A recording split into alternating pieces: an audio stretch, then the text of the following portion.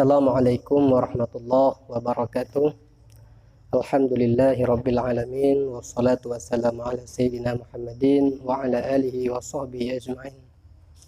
Sahabat Isma semuanya, pengajian kita pada malam hari ini yaitu berbicara tentang masalah mandi sunat. Baiklah, segera kita mulai. Bismillahirrahmanirrahim. Faslun. Wal ightisalatu masnunatu sab'ata asyara ghuslan. Ghuslul jum'ati wal aidaini wal istisqai wal khusufi wal ghuslu min ghuslil maiti wal kafiru idza aslama wal majnun wal mughma alaih idza afaqa wal ghuslu 'indal ihrami wa dukhulil makkata walil wukufi bi arafata walil mabiti bi muzalifata walil ramil jimarin salasi walil tawafi walil sa'i walil dukhulil madinati Rasulillahi sallallahu alaihi wasallam. Ini adalah suatu fasal pada menyatakan tentang masalah mandi sunat.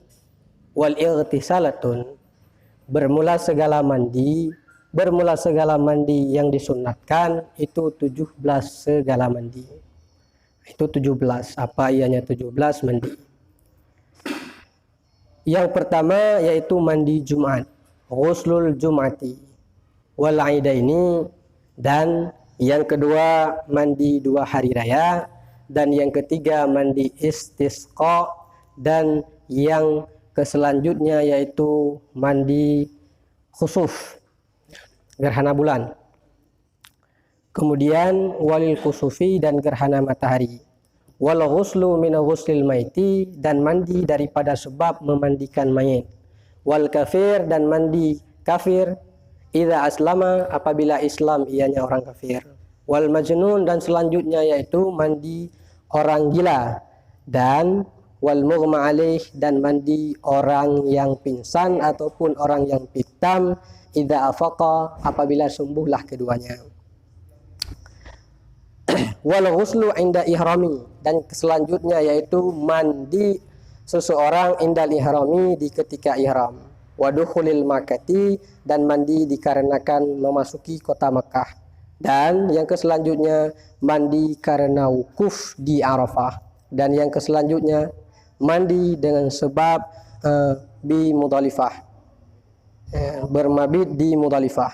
Walirami, dan mandi karena melempar jamarah yang 3.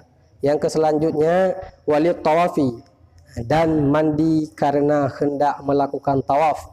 Wali sa'i, dan yang keselanjutnya mandi dikarenakan hendak melakukan sa'i, yaitu lari-lari kecil.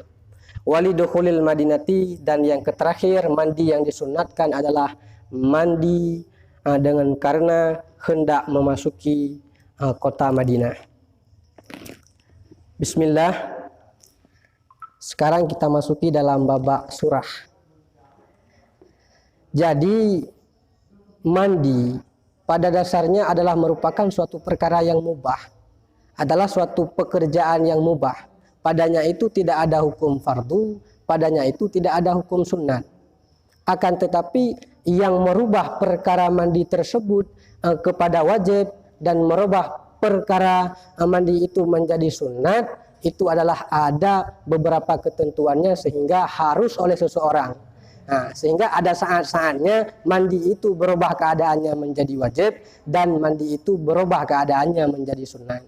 Adapun masalah tentang mandi itu wajib, guru-guru kami dari Isma telah mengkaji pada malam-malam sebelumnya. Adapun pada malam yang berbahagia ini kita akan mengkaji tentang masalah mandi sunat.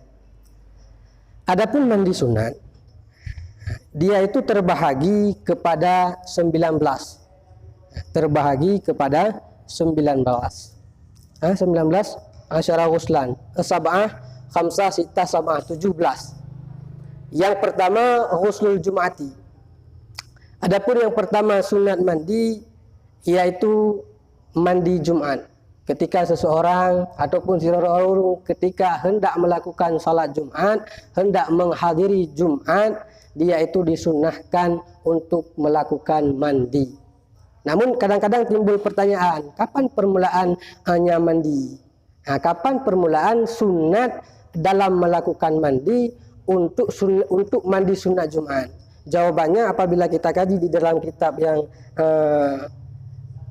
lebih rayu bacut, permulaan daripada sunat mandi Jumat itu dimulainya pada ketika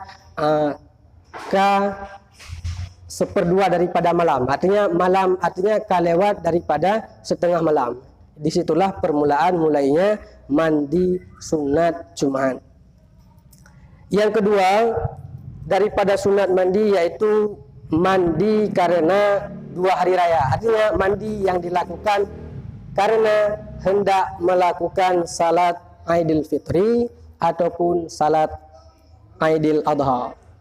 Kemudian yang selanjutnya wal istisqai, mandi karena hendak melakukan salat istisqa. Wal khusufi, yaitu mandi karena hendak melakukan salat gerhana, salat gerhana bulan dan salat gerhana matahari. Yang selanjutnya wal ghuslu min ghuslil maiti. Adapun yang selanjutnya sunat mandi bagi seseorang yaitu min ghuslil maiti. Apabila seseorang tersebut telah memandikan mayit, siraurung balih isumano jenazah, itu kepadanya hukum untuk mandi yaitu sunat. Adapun menyangkut yang isumano, baik yang isumanonya orang kafir ataupun yang disemanonya orang muslim, atasnya itu hukum mandi tetap itu ada sunnah. Wal kafiru idza aslama. Yang selanjutnya disunatkan mandi untuk orang kafir idza aslama, apabila orang kafir tersebut telah meninggalkan kafirnya, kemudian dia itu masuk ke dalam agama Islam. Itu catatannya sunnah mandi apabila semasa kafirnya itu dia itu tidak pernah berjunub itu pada orang laki-laki dan tidak berhaid pada orang perempuan. Namun apabila pada masa kafirnya itu dia pernah berhaid, dia pernah berjunub, ketika dia itu kafir tersebut masuk ke dalam agama Islam, pertama-tama dia itu harus melakukan mandi wajib. Wal majnun wal mughma alaih. Yang selanjutnya disunatkan untuk mandi yaitu bagi orang gila. Wal mughma alaih. Mughma alaih ini bisa kita pahami maknanya orang pingsan. Idza afaqa, apabila sembuh keduanya. Ini juga berbicara hampir-hampir sama. Artinya surah haji apabila sira urang yang punya bahasa Aceh kitanya ataupun orang yang pulih daripada pingsan dan manduara orang tersebut disunatkan untuk mandi. Syarat apabila semasa pingsan tersebut dia itu tidak pernah berjunub dan semasa majnunnya itu dia itu tidak pernah berjunub. Namun apabila berjunub sama suraji lagi menurut ikut. Artinya harus dia itu melakukan mandi wajib. Wal ghuslu indal ihrami. Yang selanjutnya yaitu disunnahkan mandi indal ihram di ketika memasuki kota Mekah, di ketika melakukan ihram.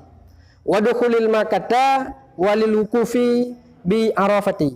Yang selanjutnya sunnah mandi wa dukhulil Makkah dikarenakan memasuki kota Mekah, menantru kota Mekah, dan untuk tambang dalam kota Mekah itu disunnahkan untuk terlebih dahulu melakukan mandi sunat.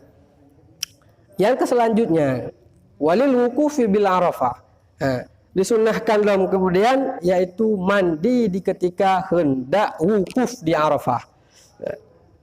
Walil mabiti bil Mudhalifah.